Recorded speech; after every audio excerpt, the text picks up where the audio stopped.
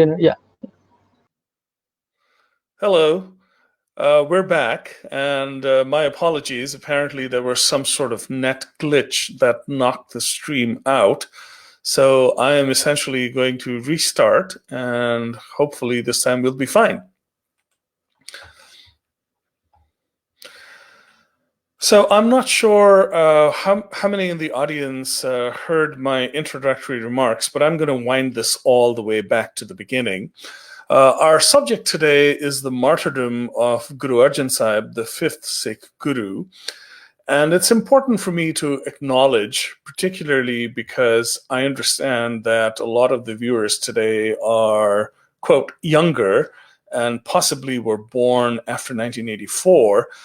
I do have to acknowledge that the observance of Guru Arjan Sahib's martyrdom for Sikhs is forever linked to the violent events of Amritsar in June 1984, when the Sri Harmandir Sahib, the Golden Temple, was attacked by the Indian Army. That is not our subject today, so I will not dwell on that, but the acknowledgement is important because wherever the martyrdom of Guru Arjan Sahib is observed, we also observe the anniversary of the attack on the Golden Temple. So I'm going to start with the words of Bhai Gurdas, who is an extremely well-known Sikh poet and was also Guru Arjan's scribe. This is how he describes the martyrdom of the fifth Guru. Oh, and another note that's important to share. So during this conversation, I will be turning often to short snippets of poetry, both in Punjabi and in Braj Bhasha, and also to some of the writings of well-known Sikh authors. And I have translated all of these into English, obviously, because the audience is mixed and not everybody speaks or understands these languages. So the words of Bhai Gurdas. ਰਹਿੰਦੇ ਗੁਰ ਦਰਿਆਓ ਵਿੱਚ ਮੀਨ ਕੁਲੀਨ ਹੇਤ ਨਿਰਬਾਨੀ ਦਰਸ਼ਨ ਦੇਖ ਪਤੰਗ ਜਿਉਂ ਜੋਤੀ ਅੰਦਰ ਜੋਤ ਸਮਾਨੀ ਸ਼ਬਦ ਸੁਰਤ ਲਿਵ ਮਿਰਗ ਜਿਉਂ ਭੀੜ ਪਈ ਚਿਤ ਅਵਰ ਨ ਆਣੀ ਚਰਨ ਕਵਲ ਮਿਲ ਭਵਰ ਜਿਉਂ ਸੁਖ ਸੰਪਟ ਵਿੱਚ ਰਹਿਣ ਵਿਹਾਣੀ ਗੁਰ ਉਪਦੇਸ ਨਾ ਵਿਸਰੇ ਬਾਬੀਹੇ ਜਿਉਂ ਆਖ ਵਖਾਣੀ ਗੁਰਮੁਖ ਸੁਖ ਫਲ ਪਿਰਮ ਰਸ ਸਹਿਜ ਸਮਾਧ ਸਾਧ ਸੰਗ ਜਾਣੀ ਗੁਰ ਅਰਜਨ ਵਿਟੋ ਕੁਰਬਾਨੀ. Imbued in the Lord, release finds he, a joyous fish in water free. With the light of God his soul does merge, towards the flame the moth does surge. Lost in the Lord he bears his pain, on the hunter eyes of the fond remain. In honey drenched a drunken bee, of pain and suffering he is free. To the sacred words he clings, the trilling songbird sweetly sings. Sweet solace, peace, a gentle calm, love of his flock a soothing balm. This wondrous tale of glorious flight, to you I am a sacrifice. The trials and tribulations of Guru Arjan as he was martyred are well documented in the following excerpt from the Jahangir Nama, the Mughal Emperor Jahangir's autobiography. Jahangir was the then occupant of the throne in Delhi, and he clearly acknowledges his role in the execution and the torture of Guru Arjan. There was a Hindu named Arjan in Gobindwal on the banks of the Beas River. Pretending to be a spiritual guide, he had won over as devotees many simple-minded Hindus and even some ignorant, stupid Muslims by broadcasting his claims to be a saint. They called him Guru. Many fools from all around had recourse to him and believed in him implicitly. For 3 or 4 generations, they had been peddling the same nonsense. For a long time, I had been thinking that either this false trade should be eliminated or that he should be brought into the embrace of Islam. At length, when Khusro passed by there, this inconsequential little fellow wished to pay homage to Khusro. When Khusro stopped at his residence, Arjan came out and had an interview with him, giving him some elementary spiritual precepts picked up here and there. He made a mark with saffron on his forehead, which is called kashka in the idiom of the Hindus, and which they consider lucky. When this was reported to me, I realized how perfectly false he was and ordered him brought to me. I awarded his houses and dwellings and those of his children to Murtaza Khan, and I ordered his possessions and goods confiscated and him executed. The account is corroborated in a letter written on 25th September 1606 by a Portuguese priest, Father Jerome Xavier from Lahore, which is presented in translation in the work Jahangir and the Jesuits. While the Prince Khusro was flying from Agra, he passed the spot where there dwelt one whom the Gentiles called Guru, a title equivalent to the Pope among the Christians. This person was looked upon as a saint and was greatly venerated. On account of his reputation for holiness, the prince went to see him, hoping apparently that this would bring him good fortune. The Guru congratulated him on his new royalty and placed his tiara on his head. Although the prince was a Moor, the Guru deemed it lawful to bestow upon him this mark of dignity, proper only to a Gentile, since he was the son of a pagan woman, and the prince accepted it, believing the Guru to be a saint. When, after his son's capture, Jahangir heard of this circumstance, he ordered the Guru to be apprehended and for some time kept him a prisoner. However, certain Gentiles interceded on behalf of their holy man, and in the end, he was allowed to purchase his freedom for 100,000 coins, for which sum a wealthy Gentile became his surety. Now this man thought that either the king would cancel the fine, or the Guru himself would provide, or at any rate find some means of raising the sum required. But in these hopes he was disappointed, and in consequence he proceeded to take from the wretched pontiff all his worldly possessions, including the furniture of his house, and even the clothes of his wife and children, for these Gentiles regard neither Pope nor Father when money is concerned. I'm just smiling because of the sentiments expressed here by the good priest. And when this did not suffice to pay the fine, he subjected him to every kind of ill usage, causing him to be beaten with slippers and preventing food from being given to him, in the hope that his victim, to escape from his sufferings, would produce the money which he still believed him to possess. But neither the Guru nor those about him could meet the demands of his tormentor, and at last the poor man died, overcome by the miseries heaped upon him by those who had formerly paid him reverence. A wealthy banker named Chandu Shah served in the Mughal court as a minister. He hailed from Lahore, but his official duties kept him in Delhi. Chandu had a lovely daughter named Sada Kaur, and his wife was most anxious that a suitable match be found for her, as it was customary in those days for very young girls to be married off. Barbers at that time also doubled as matchmakers. The family barber, accompanied by the family Brahmin, was dispatched to seek a suitable bridegroom for the girl. The barber and the Brahmin searched high and low, but could not find a suitable match. When they were in Lahore, they were told of Guru Arjan's son, Hargobind, who was growing up to be a fine young man, and the two proceeded to Amritsar. They were dazzled by the esteem in which Guru Arjan was universally held, and very impressed with young Hargobind, they returned excitedly to Delhi and told Chandu that they had found the perfect match for his daughter. Chandu's wife was very pleased, but her haughty husband was unimpressed. He disdainfully dismissed Guru Arjan as a mendicant who lived off the offerings of his followers and admonished his representatives for trying to foster an unsuitable alliance.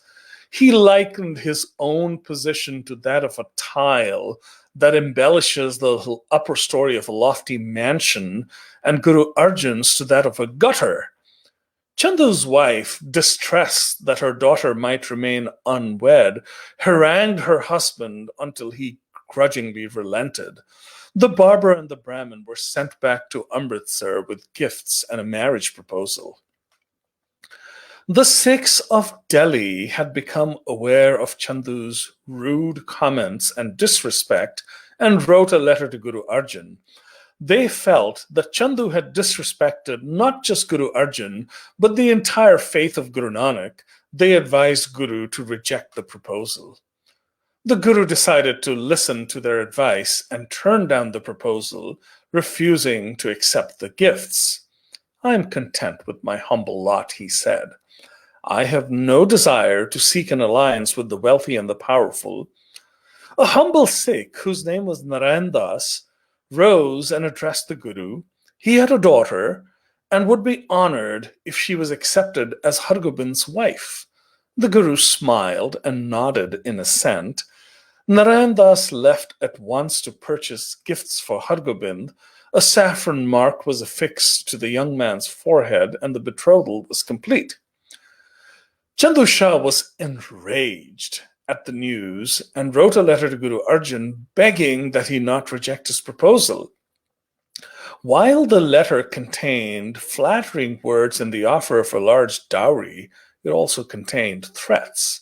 He alluded to the Guru's bad relationship with his older brother Prithi Chand, who continued to covet the Guruship. He reiterated his position of power in the Mughal court and warned of dire consequences if the Guru rejected his offer. The Guru went ahead with his plans, and Hargobind was married to Narayan Das's daughter in a joyous celebration. After Guru Arjan's passing, a tradition took hold, probably as a result of Mughal propaganda, to shift blame away from the emperor for Guru Arjan's execution. Chandu Shah was portrayed as the main villain and the person responsible for the Guru's torture and death. Of course, he had an axe to grind and was the Guru's enemy, but the execution was clearly the Emperor Jahangir's doing. Jahangir was not enlightened and liberal like his father, the Emperor Akbar. He was aware of the Guru's increasing influence and the rapid growth of his new faith. When Baba Buddha, the venerable Sikh who had served many Gurus, and Bhai Gurdas had been summoned for the examination of the Guru Granth Sahib, which had happened several years earlier in the time of the Emperor Akbar, the one of the hymns read to the emperor had been in Persian. Persian was the language of the royal court and that of the Muslim elite. Many Orthodox Muslims were convinced that Guru Arjan had written in Persian specifically to convert Muslims to his new faith. What other reason could there possibly be for him to use the language of the Muslims? Jahangir wanted to scotch the perceived threat by either converting the Guru or executing him. There was one more reason for Jahangir's anger. In his lifetime, his father, the Emperor Akbar, had vastly preferred Jahangir's son Khusro to him. After his grandfather died and Jahangir became emperor, Khusro rebelled against his father. It was said that he sought Guru Arjan's blessing and received it. Khusro's rebellion had been crushed, but Jahangir was incensed that Guru Arjan had the temerity to receive his rebellious son. The fact that the Guru's court was always open to all was completely lost on Jahangir. Sikh historians have provided detailed accounts of Guru Arjan's torture and death, But we turn to the poet and writer Bhai Veer Singh. The following translation is drawn from his work, Jivan Prasang Sri Guru Arjan Devji. The Emperor Jahangir decreed that the punishment of yasa to be awarded to Guru Arjan. Yasa is the Turkish word for a specific kind of punishment. The recipient is put to death and his property is seized. Murtaza Khan, the governor of Punjab, was tasked with executing the punishment. It is likely that Murtaza Khan was anxious about the public response to Guru Arjan being tortured. He turned the task over to Chandu Shah, hoping that the Guru might be persuaded to embrace Islam, in which case he would be spared. If he refused, Chandu, a Hindu, would be blamed for the torture that would follow. The Guru was separated from the 5 Sikhs who had been arrested with him and tossed into a separate cell. Guru Arjan was asked to include the praise of the Prophet Muhammad and various Hindu deities in the Guru Granth Sahib with an offer of leniency. The Guru, of course, refused, saying that altering the scripture was out of the question. That is when the torture started. Writing this, the hand trembles, the heart races, and the pen wavers. But the forbearance of the Guru needs to be documented for the sake of mankind. The summer heat was at its fiercest. First, the Guru was made to sit in the burning heat outside. When he seemed unfazed, he was placed in a cauldron of scalding hot water. The Guru, strengthened by his commitment to the truth, bore the pain with fortitude. He was then taken out of the cauldron and threatened with more torture. One can only imagine the condition of his ravaged body. The next day, sand was heated up and the Guru was commanded to sit on it. The Guru, his forbearance intact and unshaken, walked to the hot sand and sat down with equanimity, like a yogi settling into meditation, displaying no signs of distress. Then buckets filled with hot sand were emptied over his head. We now turn to the Punjabi poet, Santokh Singh, I beg your pardon, who writes in Braj Bhasha and not Punjabi, who describes the events in his work, the Suraj Prakash Granth. Bhar kadche tab upar paye, ne kuch kayo, na ang dulaye, दे दिशते तातो अतबारू पर शरीर पर बहुत दुख कारू दोए जाम लग बाधा दीनस नहीं त्रास मन दुष्टन कीनस बैठे रहे अबोल अढोल सतगुर महिमा महा अतोल अजर जरन की औद जनाए इते कष्ट ते नहीं दिखाए इंद्र आद जे तक सुर सारे चक्रित चित गुर चलत निहारे. On his body rains down burning sand, moves he neither feet nor hand. Scalding sand is everywhere, the pain intense, so hard to bear. The torture carries on all day. Unmoved, relentless, vicious they stay. The Guru sits silent and still. His glory greater grow it will. Forbearance such by the Guru shown, savagery till that day unknown, all the gods of the firmament gathered together in wonderment. The next day, a new form of torture was readied. A plate of iron was heated, and the Guru was seated on it. The pain was unbearable, and boils appeared all over the Guru's body. The Guru was tortured mercilessly in this manner for 5 days. On the 5th day, the Guru told his captors that he wished to bathe in the river Ravi. The guards assented. On the one hand, they hoped the cool waters might calm him down and induce him to succumb to their demands. On the other hand, if he continued to be obstinate, the water running over his open wounds might become yet another form of torture that might soften him up a bit. 5 of the Guru's Sikhs were allowed to accompany him, and with an escort of 10 soldiers, they made their way to the banks of the Ravi. The spot is now marked by a Sikh Gurdwara or place of worship known as Dera Sahib. By the way, just as an aside, I had the opportunity to visit Lahore this January, and one of the most poignant moments of the of the trip was my visit to the Gurdwara Dera Sahib. The Guru's body was covered in boils and sores, and the walk was excruciatingly painful. One of the Sikhs, who had been the Guru's servant for a while, supported him as he walked. The poet Santokh Singh writes that only a great saint could have endured such pain, as he describes what happened next.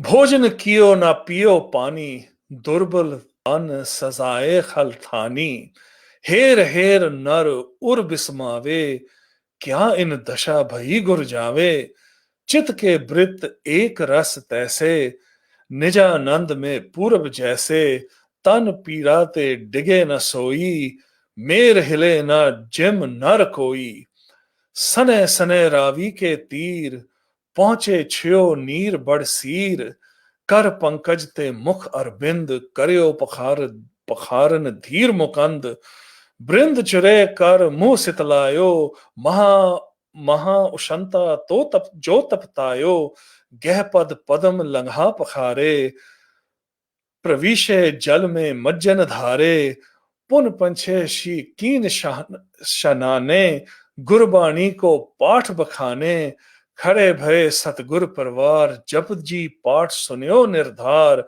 भोग पे कर शीस निवायो पुन सिखन संग बाक अलायो अब हम चले परलोक पियाना चित जिम कहत सकल हम ठाना.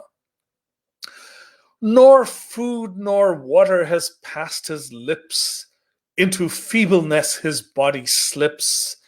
Those that see him are perturbed. Piteous state of the man they served.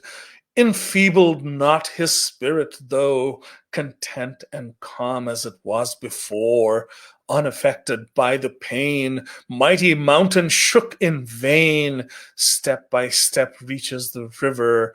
Ice cold water makes him shiver. Hands in the cold water brace. Thankfully he washes his face. Cooling water feels so sweet, as from his face ebbs the heat. His feet are washed with water cool. Body revives in soothing pool. Bathe then 2 companions 5. Mouth sacred words and feel alive. All around the Guru stand. The mighty Jap does hear the band. The Guru's chant is done, it ends. Towards his servant master bends. The time is nigh, I shall depart. I did as bidden by my heart. The Guru had declared that his end was near, but an important task remained. He instructed his followers, to seek out his son Hargobind. Shri हर गोबिंद संग मिलीजे हम दिशते बहु धीरज दीजे करे न शोक गोबिंद गुण गावो अपर सरब को कहो मिटावो से युद्ध होए तख्त पर राजे जथा शख्त सेना कर साजे श्री गुरु अमरदास की अंश निकट हकारो कुल अवतंश प्रथम रीत कर लीजे टीका सकल बधन संग कह बच नीका वृद्ध आदिक सिखन सनमाओ पूरा गुरण की रीत प्रमाओ नई रीत इक रण की कीजे अपर प्रथम सम गति चलीजे. Har Gobind, my son, you'll seek comforting words to him you'll speak. Tell him to pray and not to grieve. He shall lamenting Sikhs relieve. He shall be girded and enthroned, army raised and weapons honed. Summon he shall the Guru's clan, will gather each exalted man, with saffron his forehead aglow. To the elders honor he'll show, respectful he shall walk steadfast, the path of all the Gurus past. New trail of war my son shall blaze, while honoring our hallowed ways. Guru Hargobind would lead the Sikhs after Guru Arjan. But as he prepared to shed his body, Guru Arjan instructed his son to do something that no Guru had done until then. Guru Nanak had boldly confronted the Emperor Babur and had called him a tyrant. He had laid down the principle of always fighting tyranny and injustice. The great grandson of Babur, Jahangir, had now set a new standard of oppression. Guru Arjan's final instructions to his son were very clear. Follow the ideals and principles of the Gurus who preceded you, but raise an army and get ready for battle. The time to confront tyranny head on has come. There's a beautiful story wrapped around the poise and dignity with which Guru Arjan accepted the will of God. Of all the Guru's Sikhs who were present at the time of his torture, there was one who must have experienced particular distress because of his close personal relationship with the Guru. Hailing from Sivastan, he was a respected holy man in his own right. He had come to reside in Lahore, the provincial capital and the seat of power in the Punjab. He had first encountered the young Arjan in Lahore, where he had been sent by his father Guru Ram Das, and had been instructed to remain there until sent for because of the jealousy of his older brother Prithi Chand. The Guru's younger son and the holy man recognized in each other kindred spirits and would spend hours together in prayer and discussion. The holy man's name was Mir Muhammad Manul Islam. He was a Muslim Pir, or holy man, known popularly as Mian Mir. He was a Sufi saint of the Qadri Silsila or order. The friendship flowered as the years passed. The young Arjan was now Guru Arjan, and Mian Mir was a renowned saint. When the Guru was about to embark on a new project, he sent word to Mian Mir and asked him to visit Ramdaspur, a settlement that had been established by his father that went on to become the city of Amritsar. The Guru had been inspired to construct a grand temple dedicated not to any god or goddesses from the Hindu pantheon, as was the norm, but to the one creator of the universe. It was to be a temple like none other. It was to have 4 doors, a testament to the principle of equality, inviting men, women, and children from all directions, and even more importantly, from all 4 castes, to come together in worship.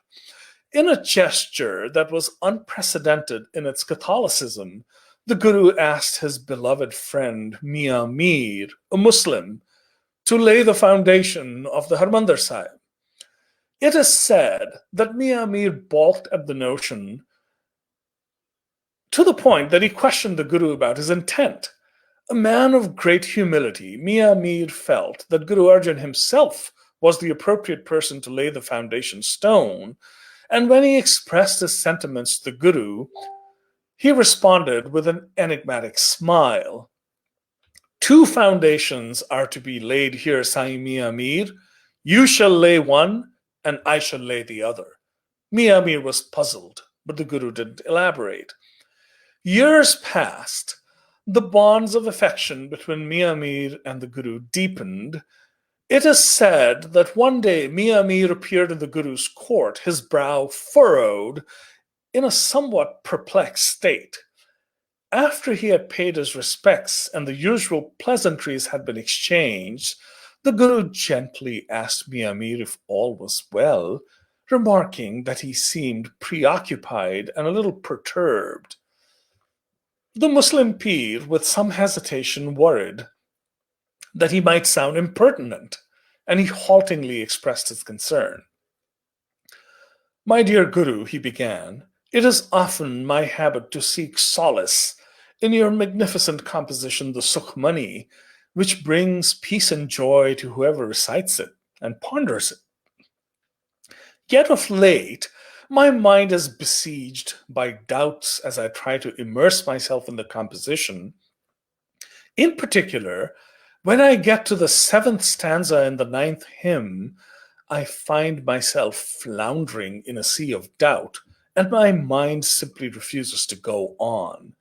My hesitation and my doubts are the source of my agitation, my Guru.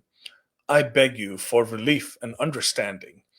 The Guru looked at his friend with compassion, not in the least offended, and said, go on. Tell me, what are the words that your mind refuses to accept? Maybe there's a lesson in that for the entire court. The Guru's court was abuzz. Was Mia Mir, one of the Guru's most beloved, respected, and celebrated followers, challenging him? Would the Guru get angry?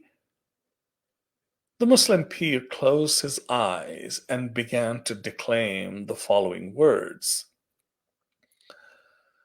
प्रभु की आज्ञा आत्म हितावे जीवन मुक्त सो कहावे तैसा हर्ष तैसा उस सोग सदा आनंद तय नहीं वियोग तैसा स्वर्ण तैसी उस माटी तैसा अमृत तैसी बिख खाटी तैसा मान तैसा अभिमान तैसा रंक तैसा राजान जो वर्तावे साई जुगत नानक ओ पुरख कहिए जीवन मुक्त. The will of God accepts with glee. He alone shall be called free. Sorrow and joy of one accord, sundered never from the Lord. Gold and dirt to him are one. Poison and nectar difference none. Glory not cares to embrace. In beggars he sees royal grace. To the will of God obedient he, says Nanak, such a man is free. What of the Shabad Sai Ji? Asked the Guru. Why do these words perturb you so? My master, said the agitated Mia Mir, to all your Sikhs, your words are gospel. They are truth. And yet I ponder these words and I wonder, is it possible for a human being to attain such a state? Is this hyperbole? Were you perhaps using these powerful words just to motivate your Sikhs? Surely such beings as you describe in this hymn exist only in the world of imagination. The court was holding its collective breath. The Guru's word had been challenged. Not an impertinence for sure, but it had been. And that too by Sai Mia Mir. How would the Guru respond? Utter silence. And then the Guru smiled the same enigmatic smile and warmly addressed Mia Mir. My dear friend, he said, your question deserves an answer, and it will be answered, but not today. You will need to be patient. Mia Mir looked at the Guru deeply disappointed, fearful that his advancing age might rob him of the opportunity to truly understand the meaning of the hymn, but he didn't say anything. The days turned into years. Mia Mir's beard turned completely gray. He continued to visit his beloved Guru, outwardly calm, but with his angst at the unanswered question gnawing at his entrails. After all, the Guru had asked him to be patient. It would be unbecoming and disrespectful to show any anxiety. And then dawned that fateful hot summer's day in the month of May in 1606. The Guru's court looked very different that day. He was surrounded by his beloved Sikhs, but anguish was writ large on their faces. The Guru calmly invoked the name of the Lord, but today he was dressed in tattered rags and his body was covered with blisters. His lips appeared dry and chapped as they incessantly moved, despite the rain of heated sand falling on his head. The hot air, thick with menace, seemed to ripple with the hate-filled glances of Murtaza Khan, the Emperor Jahangir's vassal, and his hard-faced men. It was the 5th day of the Guru's torment. For 4 days he had been denied food, water, and repose. At this point, a bent old figure stormed upon the scene and entered the charnel house where the Guru was being tortured. It was Saimia Mir, beloved of mendicants and emperors alike.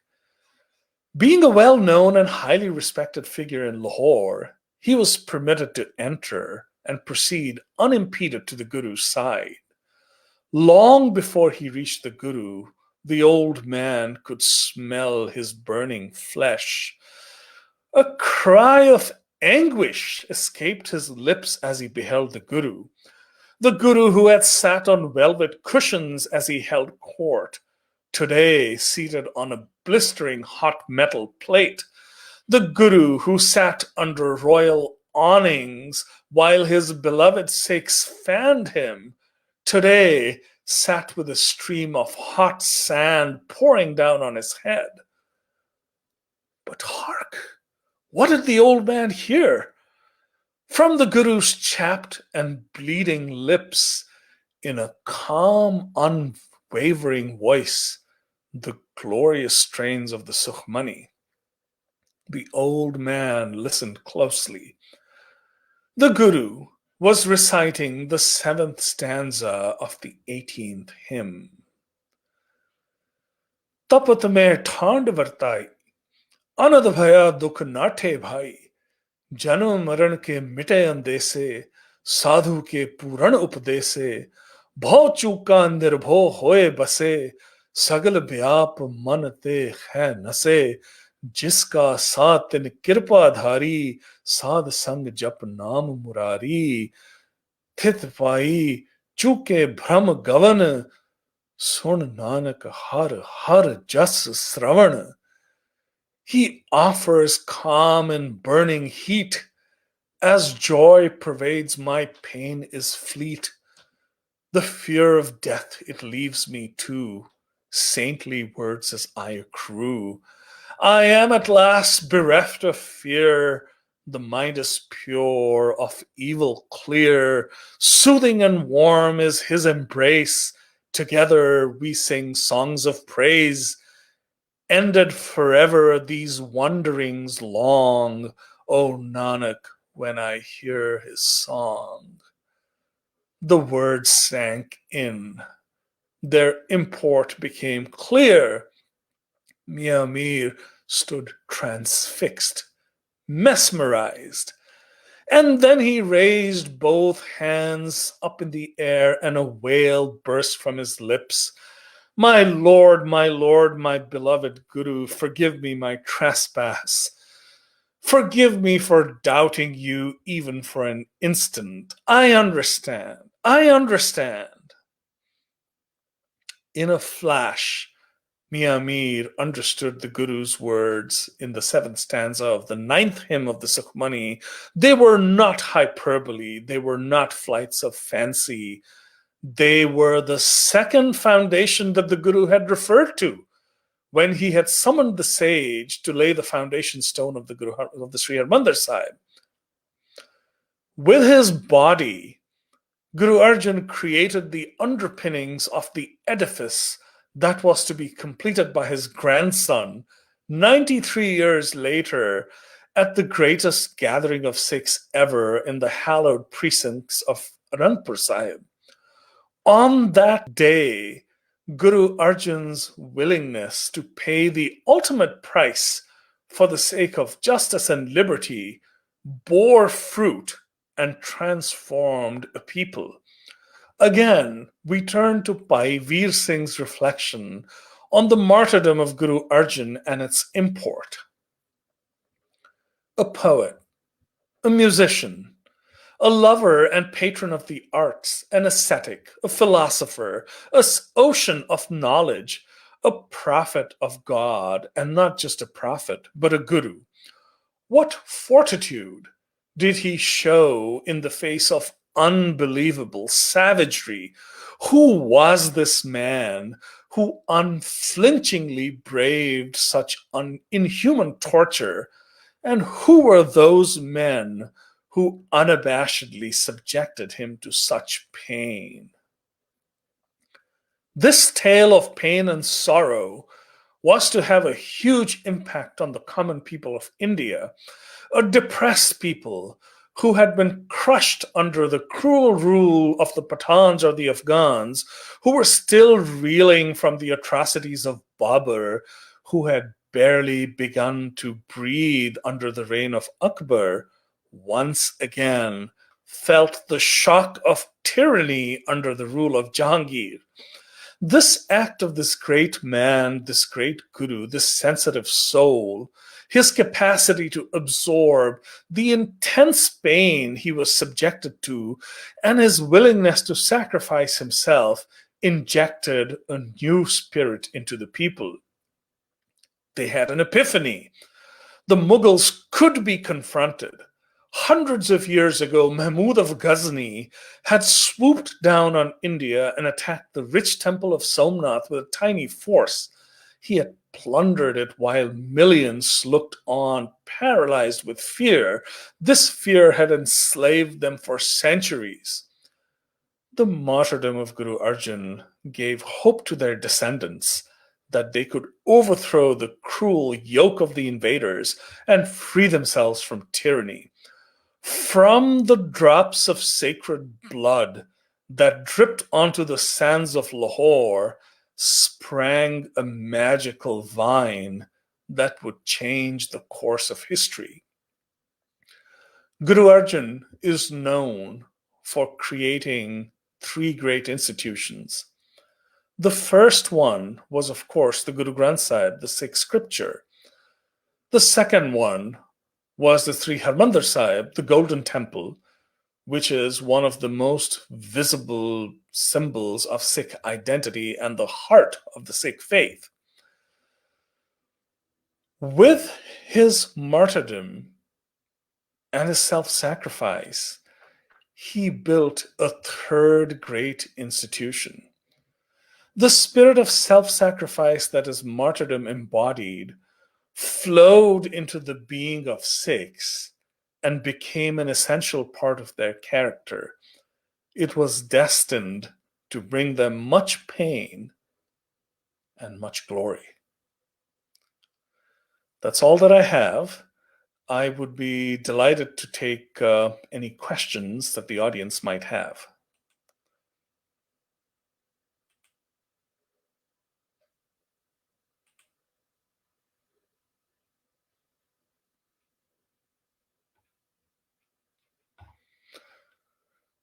Ishan, you're going to have to help me. Where? Oh, the questions are popping up. Okay. Any books on Guru Arjan Sahib? So this is always a difficult question. I would actually encourage you to connect with me. Let me see if I can type here. I will post my email, or you can find me on Facebook.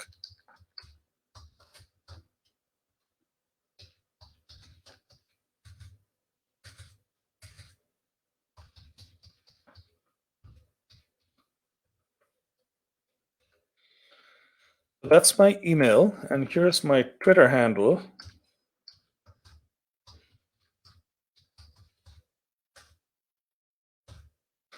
So anyone who's looking for further references, get in touch with me and I will send you some.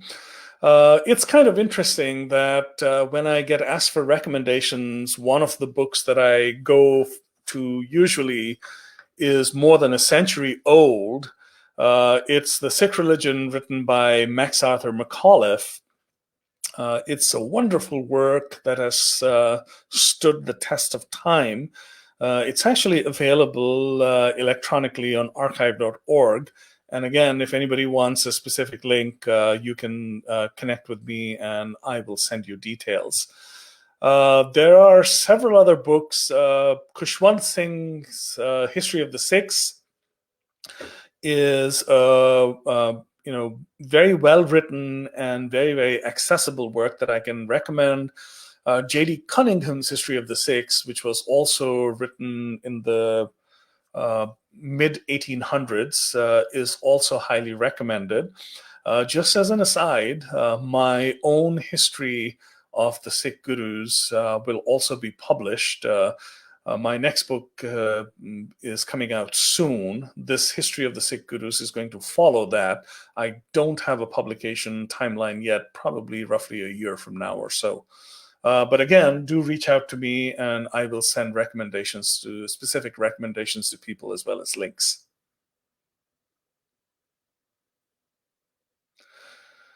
Is the Sukhmani easy to read? Well, this is a difficult question. The language is not tremendously difficult. There are other parts of the Guru Granth Sahib that are much harder to read.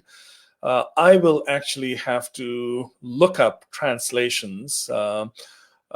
Since I'm an old guy and I'm allowed to be opinionated, I will say this. A lot of English translations of the Sri Guru Granth Sahib leave me absolutely cold. And the reason for that is translating poetry from one language to another is fraught. It's a very difficult task. Translating spiritual poetry is even more difficult. So if you try to be faithful to the letter of the original, then you end up with something that's very, very prosaic and really doesn't convey the emotion or the bhav of the original poetry.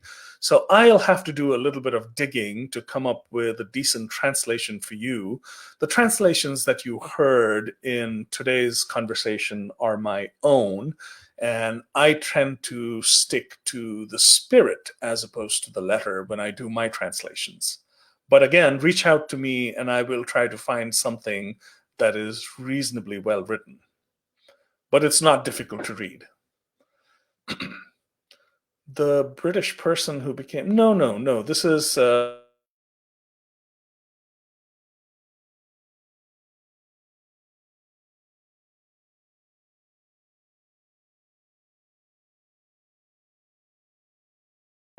this was Abba. And he writes from a very, very traditional Sikh viewpoint. Max Arthur McAuliffe is his name. Actually, I have read that he either de facto converted to Sikhism or formally converted to Sikhism, but really, he was immersed in Sikh thought, and his writing is from a very, very traditional Sikh perspective.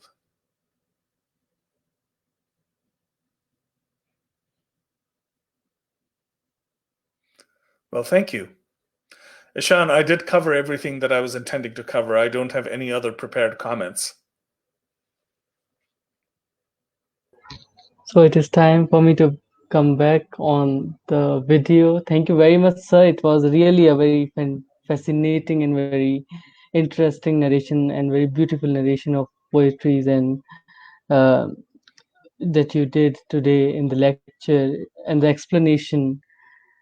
I think it is very important to learn about the sacrifices of every people in the history because it make us stronger for the future. So I do not see any questions in the comments.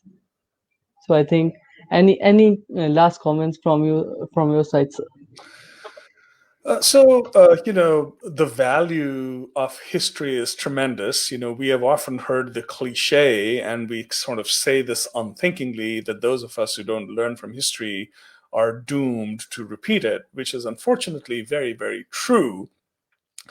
The sad fact of life is that tyranny has always been around us, and it continues to be around us today. No matter where you turn, if you if you look at the US context where I am right now, we have seen these terrible images of brutality and repression that have played out over the past several weeks. Before all of us got consumed by the COVID crisis, we had seen terrible, terrible images coming out of Delhi when the protests were going on. Many of you are affiliated with universities in Delhi. Delhi University students were mercilessly beaten up. Other university students were mercilessly beaten up. Who the victims are, who the perpetrators are, is immaterial and irrelevant. What is important over here is that throughout history, we have always had oppressors and we have always had innocent victims.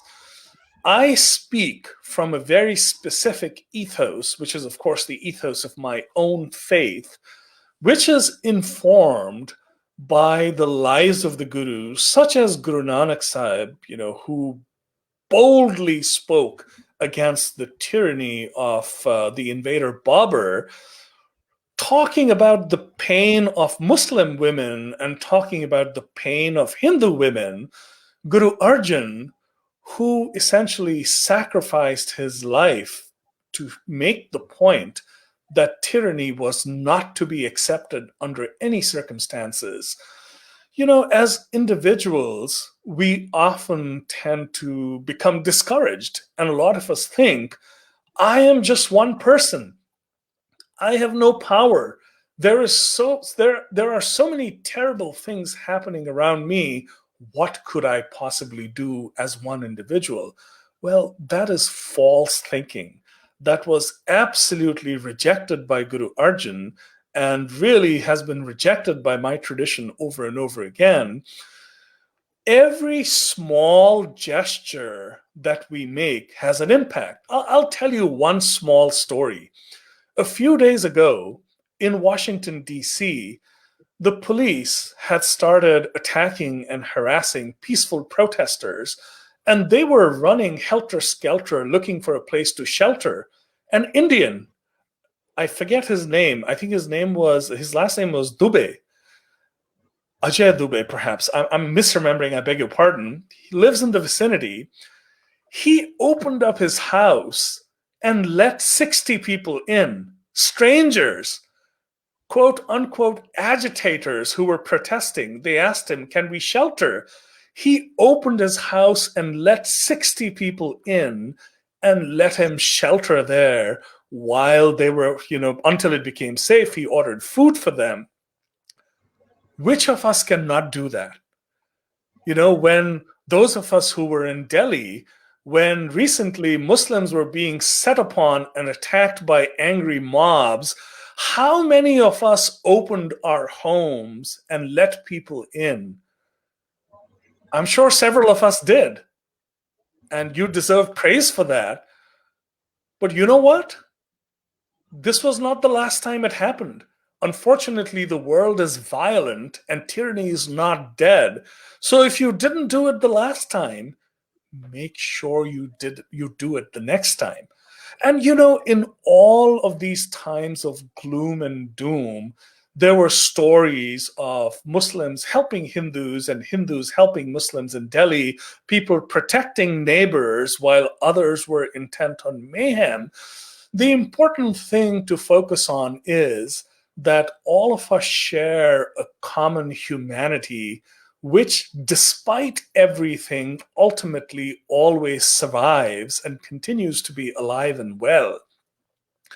If there is one lesson that we want to learn from tyrants and those who oppose them fearlessly, that lesson is that each one of us can make a difference. We don't have to make grand gestures, but a million tiny gestures add up to something that is very, very important. That's the thought that I'd like to leave the audience with today. It's a beautiful thought, sir. And thank you. It was an honor to have you today with us. Thank you so much for your time, and thank you everyone who joined us live. So Thank you. It was absolutely my pleasure. Thank you, sir.